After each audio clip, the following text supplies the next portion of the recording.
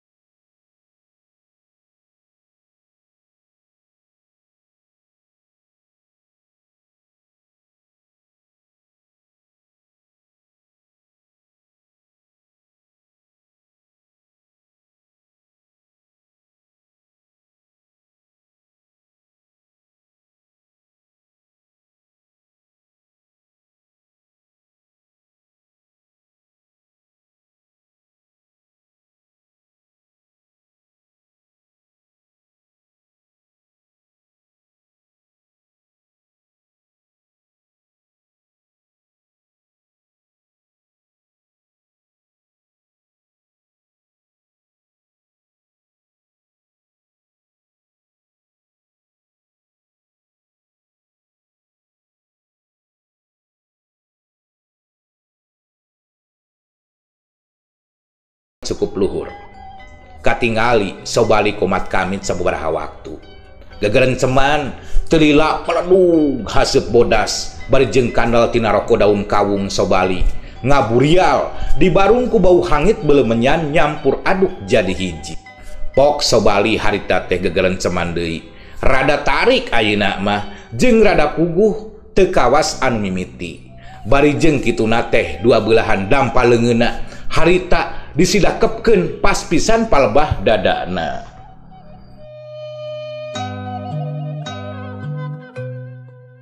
Niat insun ajening sirepin mil maung pundung datang turu badak galak datang depan. Cek sobali harita tuluy neruskeun jajampeanana. Sora aing sada gelap, batuk aing sada gubur, cahya mendal ti sugiang kapepes ku badan ingsun. Rap sirap kasirap ku pangwasa aing. Kulebug harita angin peuting lir saupamana nyamer ngagelebug tarik pisan. Sobali pancuh dina tangtungan jiga anu teu malire kana eta kajadian. Anu saterusna mah manehna nembrageun sabelah keudeng sukuna kana luhur tanu. Celik celep. Angin dina waktu eta langsung rehet comrek, sepi jempling, taya sora saeutik-eutik acan lir ibarat di jero kuburan. Sanggeus dirasa cukup manehanana mapatkeun ajian sirepna. Tuluy sobali nurunkeun sapasang leungeunna anu tadi disidakepkeun. Anu saterusna manehanana geuwat ngagajelengkeun awakna ka handap. Ngalayang teu beda ti manuk alap-alap. Sakiceuk panon geus panceg nangtung di tempat baladna harita anu nungguan. Kalayang celep Cilegedeg sobali pancuh dina tangtungan matana nitenan hiji-hijina jalma anu harita aya di dinya. Teu lilapok manehanana ngomong.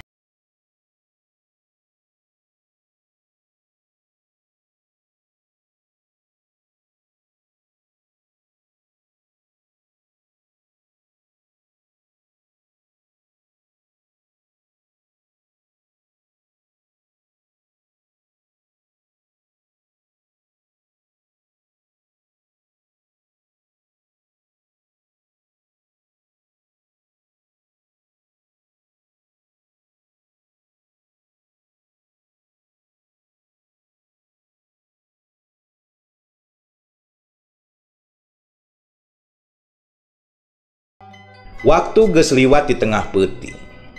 Di mangsa Donggala jeung batur-baturna nepikeun ka tempat anu dituju. Kayaan lemur Cimalati dina waktu eta kacidati iseunana. Taya sora jangkrik jeung gaang-gaang acan, es tuning sepi jempling. Anu nandakeun aji sirep anu dipentangkeun ku Sobali bener-bener mangaruhan kana sakabeh pangeussi eta lemur.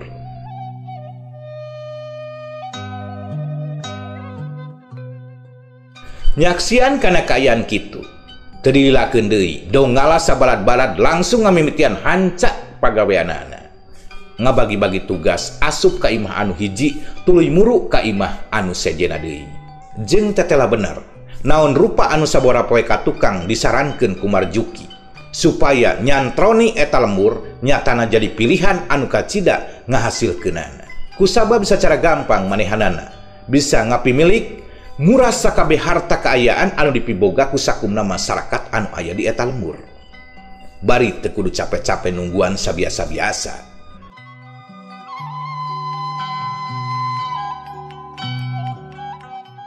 Waduh, lamun kieu carana mah urang bisa eureun heula gawe euy. Barang sabulan atawa 2 bulan mah.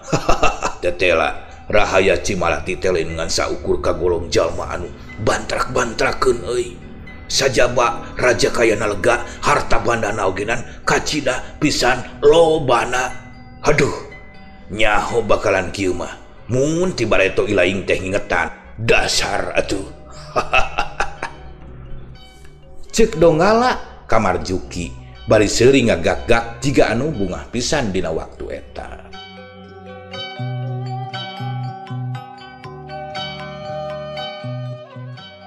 Sarua jeung Marjuki katut anu sejena anu harita ngan sempet nembalan ku seuri tuluy kabehanana sarua pakupis ngawadahan barang jarahanana. Wanci ampir maju ka janari, tapi tangtuna Donggala sabalad-balad henteu ngeureunkeun lampah dina ngajarahna dina eta peuting. Lamun seung nurutkeun kana kaayaan hatena mah sigana teh hayang dihanca we terus ti imah anu hiji ka imah anu seje, hayang dikerid kabeh angkohna nama supaya bebeunangan teu kagok mawakna cenah. Tapi sok sanajan kitu tangtuna manehanana genepan sadar kana bates dirina. Sanajan cek paribasa kahayang segede gunung ogenan kamampuh jeung kakuatan mah anger teu bisa dipaksakeun kitu-kitu wae. Anu tungtung nama manehanana sakabeh mutuskeun pikeun nganggeuskeun heula hanca ngajarahna dina peuting anu eta. Terus muru ninggalkeun eta pilemburan mapai jalan satapak anu tadi kumaranehanana kaliwatan. Sanggeus nepi ka tempat anu cukup jauh ti Cimalati, genepanana katingali ngeureunkeun lengkah sukuna anu saterusna muru dariuk sakalian ngarasakeun kacapek bari jeung sakalian nuuskeun kesang anu masihan kana awak jeung baju maranehanana. Sanggeus sababaraha lila kesang geus lumayan tuus bari kacapek geus rada ngurangan, Donggala harita ngajak deui ka sakabeh baladna pikeun neruskeun lalampahan ninggalkeun eta tempat. Tapi anu jadi aneh, beuki jauh maranehanana ninggalkeun eta tempatan, bet asana manehanana ngan saukur muter bulak-balik di tempat anu pernah ku maranehanana kaliwatan. Tapi ku sabab penasaran jeung ngarasa yen jalan anu diliwatan ku manehanana teh bener, Donggala sabalad-balad teu loba malire harita terus neruskeun lengkahna teu lila jauh ka hiji tempat. Tapi aneh anu ngajadikeun maranehanana bingung. Sabab tempat anu harita kasampeur teh tetela geuning tempat maranehanana tadi reureuh ngaso teh. Kumargi ngaso heula kanggo kasadayana nya sor urang ngaso heula sakedapan.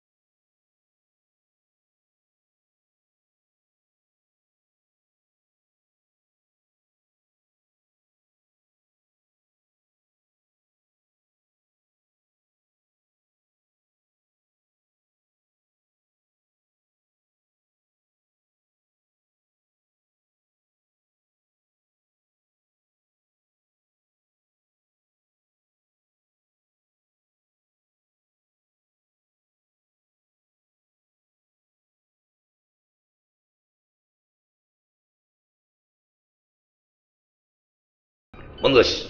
Ari kitu mah ilaing anu lempang ti hareuta. Sok tunjukkeun jalan anu benar ku ilaing. Cek Donggala harita bari tuluy mundur ka belah tukang. Tohir anu harita sieun diabrut ku Donggala.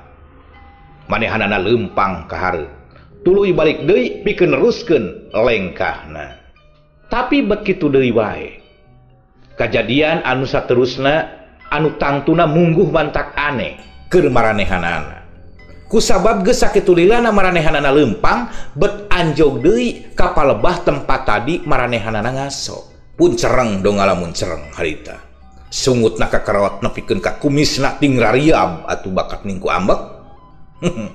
Parahnya setan sia. Tong kalah ka ngamainkeun deuleu. Donggala nyentak harita teh bet jiga anu neuteuli ka Tohir. Makana cek dewek ogenan. Tong loba nyanyahoanan ilaing teh. Kumaha ayeuna lamun geus kabuktian siga kieu ye. Nah, kumaha tuh? Da kuring ge teu apal itu. Nah, cing atuh. Ieu jalan ka mana atuh itu? Kapan tadi teh ka dieu ye? Duh, ampun. Belakbu sia mah.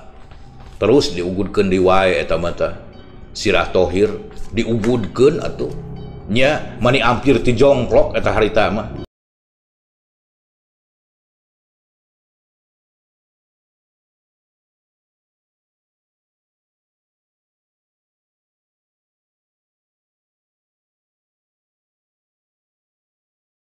Aduh, Tohir harita teh jojolongjongan. Donggala geuwat mindahkeun panempona harita teh ka Sobali. Tuluy pok ngomong. Memang aya hal teu bener ieu. Aya teu beres ieu. Cik balik. Coba ku anjeun tingali ku mata batin. Ngeunaan naon ieu kejadian anu sabenerna ieu. Cek Donggala harita teh ka Sobali.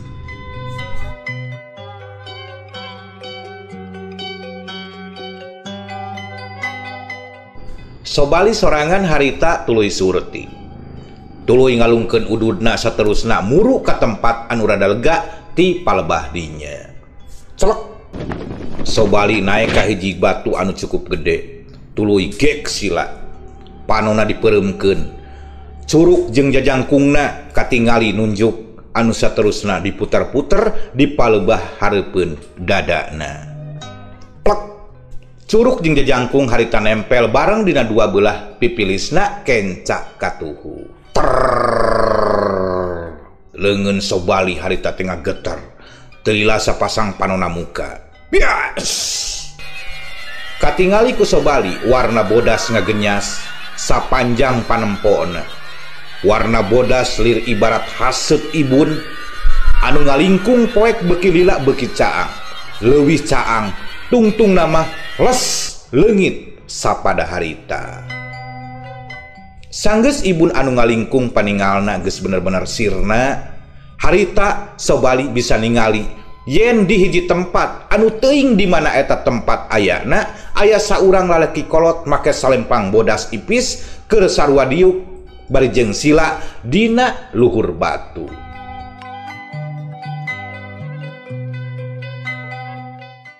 Lamun dititenan deui, umurna tetela geus leuwih ti 60 tahun. Manjing ka 70 tahun jiga nama. Buuk janggotna jeung halisna katingali sarua bodasna jeung anu dipakena ogenan baju sarua bodas teu beda ti kapas saliwatan mah. Ningali kanyataan kitu, Sobali gancang harita teh nyalurkeun deui tanaga lapisanana kana curug jeung jajangkungna. Anu nempel harita teh kana pipilisna. Nyobaan ngadeuketan ka tempat eta lalaki kolot. Sangkan bisa leuwih jelas jeung nganyahoankeun naha saha eta lalaki kolot anu sabenerna. Harita teh ramo-ramo sugali ngageleter deui. Bari jeung dibaru ngaluarkeun haseup bodas ipis nandakeun manehanana terus musurkeun tanaga lapisanana. Beuki deukeut jeung beuki deukeut. Sobali hampir ningali jelas kaayaan saha lalaki kolot anu diuk di luhur batu teh. Gancangna manehanana ngadeuketan deui, tapi samemeh bisa ningali jelas anu leuwih deukeut dadak sakala lalaki kolot muka sapasang panonna anu satuluyna Leungeun katuhuna ditonjokeun cepet naker atuh puguh sobali teh langsung ngacengkang harita teh awakna ka tukang tuluy nangkarak bengkang bari ngagero. Sobali nangkarak bengkang harita teh. Aduh.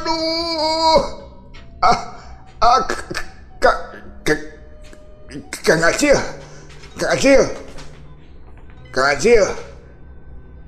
Ya tulungan ya. Kunaon kitu? Waktuna erep isukan dewe urang dilajengkeun nya. Aduh, ripuh ieu. Oh, waktosna parantos nyekapan kanggo sadayana. Urang cekapkeun dugikeun ka dieu dina bagian ka-7 carios Jurig Karuhun episode Balebat Wan Cijanari hasil karangan Kang Yuda Karana garapan Simkuring Mang Acil Gentra Suara. Urang dilajengkeun dina bagian anu ka-8. Sateu acan amit mundur amit mungkur supados urang tiasa tepang di sasarengan kade hilap diantos subscribe-na, like, comment, share nya. Hatur nuhun per mios.